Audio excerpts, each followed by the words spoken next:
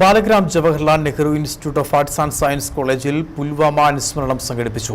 Multimedia department നേതൃത്വത്തിലായിരുന്നു അനുസ്മരണ പരിപാടി നടത്തിയത്.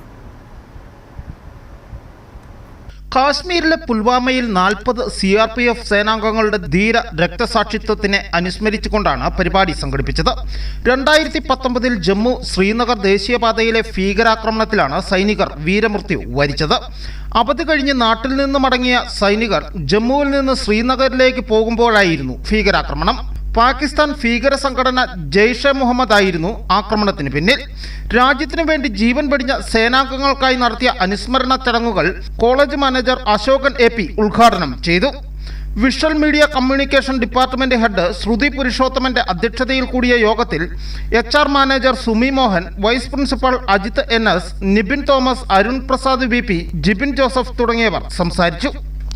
News bureau, Udumbanchola.